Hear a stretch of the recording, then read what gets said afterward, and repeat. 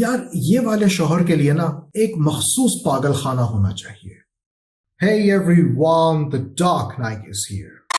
رچا Sharma doctor Diwakar Kumar سے شادی کر کے نئی زندگی کا آغاز کرتی ہے، لیکن ازدواج کی زندگی کے پہلے مرحلے میں نئی ذمہ داریاں نبھانے میں پیچیدگیاں بڑھ جاتی ہیں.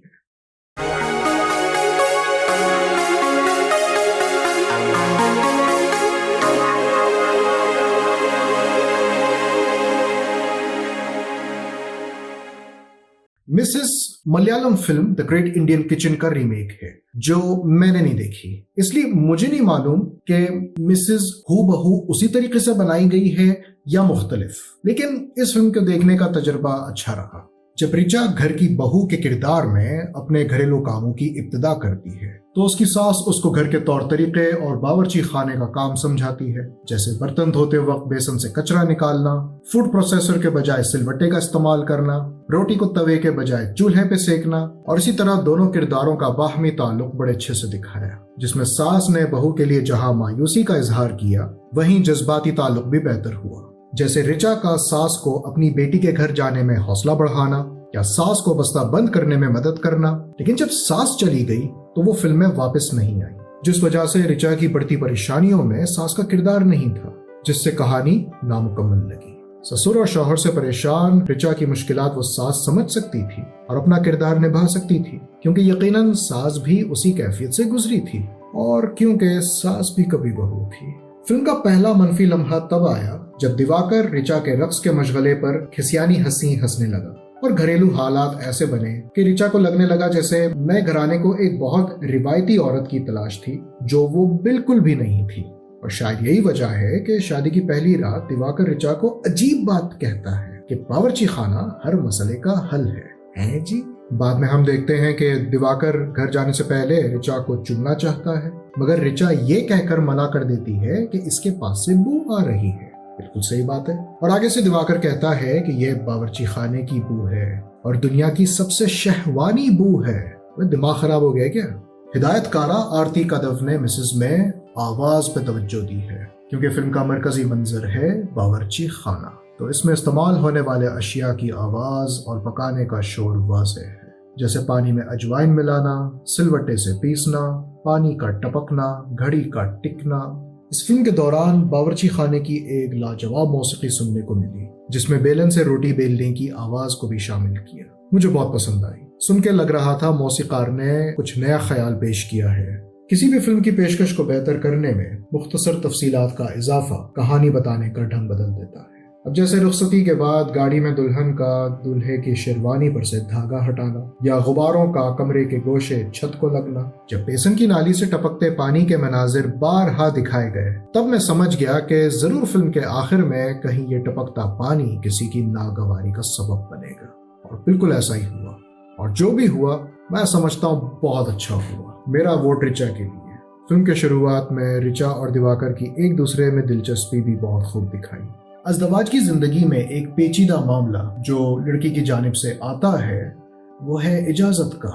ویسے اجازت لینا یا مانگنا کوئی بری بات نہیں ہے، بلکہ اخلاق کے دائرے کا ایک اہم جزو ہے، مگر ضرورت اس بات کی بھی ہوتی ہے کہ جن سے اجازت مانگی جائے وہ بھی اس کی ضروریات اور ترجیحات پر غور کریں، اور یہ معاملہ بھی فلم میں پیش کیا. جب رچا اپنے مشغلے کی طرف آگے بڑھنے کے لیے اجازت مانگتی ہے تو دونوں شوہر اور سسر اس خواہش پر حیرت زدہ ہوتے ہیں اور ناپسندیدگی کا اظہار کرتے ہیں. سسر کو لگتا ہے کہ رقص کرنے سے خاندان کی عزت پر آ جائے گی، اور شوہر اپنے باپ سے بھی دو ہاتھ آگے. وہ پوچھتا ہے کہ مشغلے کو ذریعہ معاش کون بناتا ہے.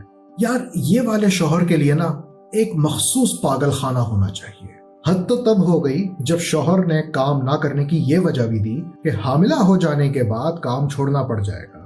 میں یہاں پہ یہ بات ذرا عرض کر دوں کہ یہاں تک دونوں کے درمیان ماں باپ بننے کی کوئی بات نہیں ہوئی تھی، اور نہ رچا نے ایسی کسی خواہش کا اظہار کیا، اور نہ کسی ملاپ میں رچا آرام دہ نظر آئی. تو پھر حاملہ ہو جانے کی بات کیوں کی؟ دیواکر رچا کو اجازت نہیں دیتا، لیکن کیا دیواکر نے اولاد کے حصول کے لیے رچا سے اجازت لی؟ کیا عورت کو اپنے جسم کی مرضی نہیں؟ کیا شوہر جب مرضی چاہے اپنی بیوی کے ساتھ جنسی ملاپ کر سکتا ہے؟ فلم کے آخری مراحل میں رچا اسی بات پر ناراضگی کا اظہار کرتی ہے، जिसके बाद दिवाकर ऐसे सवालात और शिकवे खड़े कर देता है जिसके बाद रिश्ते की बुनियाद बेमायने हो जाती है। तो इजाजत की बेहतरीन पेशकश पर आरती कादव की हिदायतकारी काबिल तारीफ है।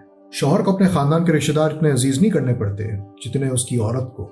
फिल्म का ये जान चलाने वाला नजारा है जिसमें रिश्तेदार टुन्नू भैया रिचा भाभी को दूसरों की चाय के साथ अपने लिए शिकंजी पिलाने को कहता है। जब बनाकर लाती है तो विस्की की तलब की वजह से पहले पीने से माजरत, फिर बेगम के इसरार पर रिचा की शिकंजी पीता है तो रिचा के मुंह पर नापसंदीदगी का इजहार, और फिर मटन बिरयानी पकाने की ख्वाहिश जाहिर करते हुए रिचा से फरमाइश में इजाफा। जब उसको ढेर सारे प्याज और टमाटर काटने और मटन पर मसाला लगाने में अपनी बीवी को उसकी मदद करने को कहता है। गैरत के मुबारिज शौहर और ससुर मुंह फाड़ के दंदान दिखाते रहे, लेकिन दोनों में से किसी ने उसकी फरमाइश का रेडियो बंद नहीं किया। रिचा नौकरी करना या मशगले में मसरूफ रहना चाहे तो खानदान में नाक कटने की बात है, लेकिन कोई आपकी घर की औरत से इतने काम करवाए तो एक लफ्ज नहीं निकला। और ऐसा नहीं है कि रिचा कामचोर या काहिल थी, हर हुक्म बजा लाई, जो उसको कहा गया उसने किया। अपने लोगों से राब्ता भी कम किया, घर की सफाई से खाना बनाने तक, ससुर के कपड़े घसने से लेकर मेहमान नवाजी तक सब कुछ किया, कोई कसर नहीं छोड़ी। नाकाम हुई, तंग हुई, मगर कोशिश जारी रखी। नए घर में उस बच्ची के अलावा किसी ने रिचा को समझना नहीं चाहा। अपनी घरेलू जिम्मेदारियां पूरी करने के बावजूद अपनी मर्जी की जिंदगी जीना उसका हक था। वो कितनी खुश हो जाती है जब सोफा खिसकाते वक्त लाल गुब्बारे को ऊपर जाता देखती है। वो उस गुब्बारे की तरह आजाद रहना चाहती है, मगर वो उसी गुब्बारे की तरह है जिसकी परवाज छत से टकरा कर रुक जाती है। इतनी तंगी और मुश्किलात के बाद मैं इस फिल्म के इख्तिताम का मुंतजर था, लेकिन मुझे हैरानगी है कि रिचा को अपने उस तैश का मुजाहरा करने नहीं मिल सका जो वक्त की जरूरत थी। ये फिल्म का सबसे बेहतरीन मंजर है जब दोनों की बदबूदार शख्सियत पर बदबूदार पानी फेंकती है, मगर ये काफी नहीं था।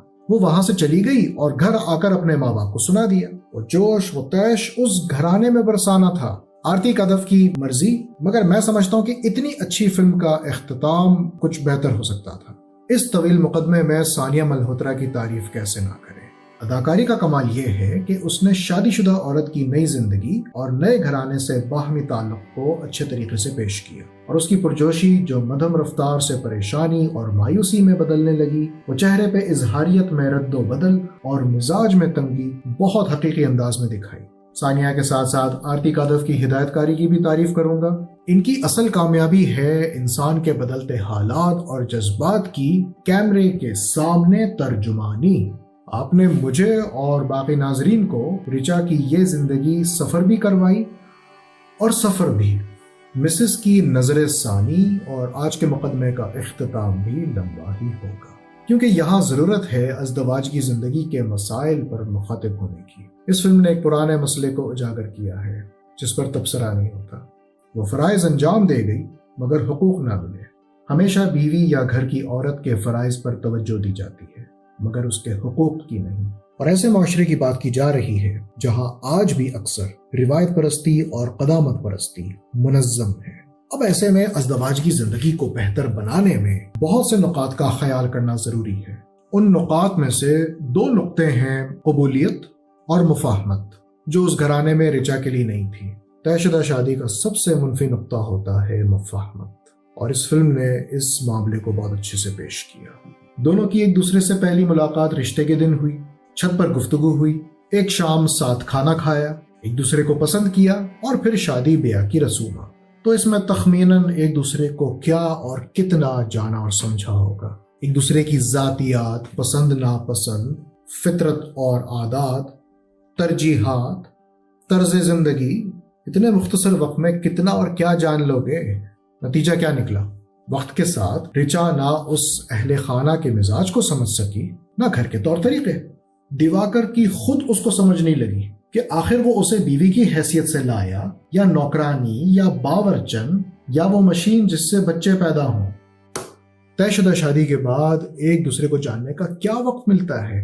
शौहर सारा दिन नौकरी पे, उसकी बीवी सारा दिन घर और बच्चा संभालती है, और शायद वो नौकरी भी करती है। तो बाहमी ताल्लुक में मुफाहमत की कदर कम होने की वजह से ऐसे मनाजर देखने को मिलेंगे जो इस फिल्म ने दिखाए। आई एम समी Naik.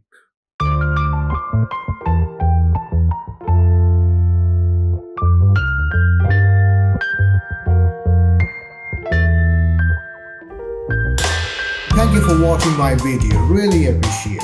If you like my content and really want to watch this kind of shit more, then subscribe to my channel and don't forget to click on the bell icon and drop your messages and suggestions in the comment box down there. Take care and always look on the bright side of life.